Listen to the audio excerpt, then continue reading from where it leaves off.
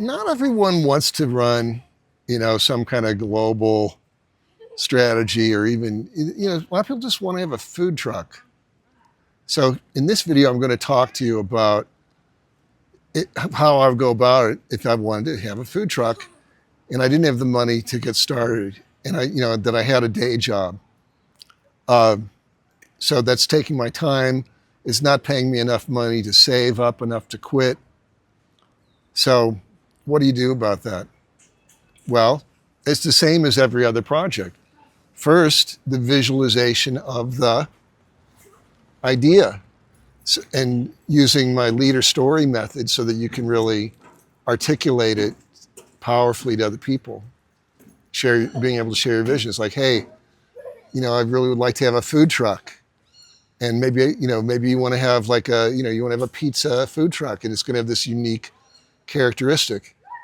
And you're going to do a little bit of market research and just see, what are the laws? How hard would it be? So that doesn't take much time at all.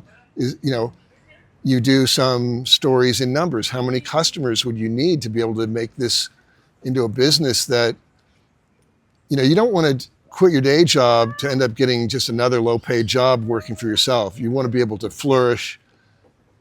And so you want to check those numbers to make sure that that business is going to provide you enough revenue. I have a friend in where I'm living. He was a professor at a school, but he was also running a vegan restaurant.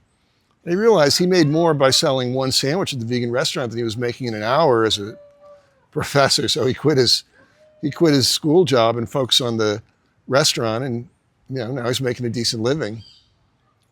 He had hard times for sure getting to this stage, but basic analysis.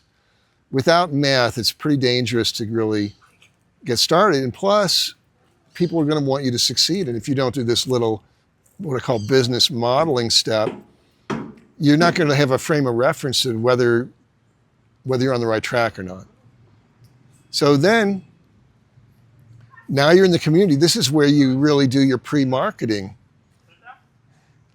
Most people want to do it's like, well, first I'll build a food. This is another stupid myth from Hollywood. If you build it, they will come. Field of Dreams. I mean, yes, occasionally, but usually no. Usually, most entrepreneurs I see who spend money first, rather than making money first, fail. And I can say in all the business I've done, the ones that didn't make money first, where I financed it without having revenue, those businesses failed. I learned a lot from that. That's why I can mentor you on these things. But in the end, they failed because I hadn't handled some of these basic touches I'm telling you. Okay, so you got your food truck, you've got how much it's going to cost, you've mapped out the revenue, you've mapped out how many clients you're going to need. Now, this is the best test. You start talking with people. And, if you're in my Make My Nut program, you'll get the methodology you need to do that in a safe way. Because just like, a lot of people are terrified of public speaking, and raising money is kind of like public speaking, but even more scary for most people. You'll get over that in a hurry with the methods I can teach you in that area, which I will teach you if you're there. And you start talking. And then you use my Make My Nut app so that when you're doing this, you're inviting people to support you with monthly donations. So you can get to the point where you can, quit your day job and do everything else it takes to get that food truck booted up. So what are we really talking about? In a lot of places, especially in the US, you can rent a food truck for a couple $1,000s. So, if you have a spare couple thousand, you can kind of skip a lot of the work. You can just, rent it for a weekend or for a month and put it on a corner somewhere and see if you make money. I wouldn't do that, to be honest. If I was really committed to success, I wouldn't do that. I wouldn't spend the money until I'd made money first. So anyway, that's really what I want to say, is that if you map it out and you've got a good story, you get to quit your day job first before you take any financial risks. And then you raise the additional money from there that you need to actually do the risky part. And you share that risk with the fan base that you've built up from your donor community. So the first step is essentially, after you're prepared and you're ready to receive money, you build a little donor community that's wants you to succeed personally. And the next story I'm going to tell you is about one of my favorite incidences of that. So But it all starts with the community paying you to be a leader.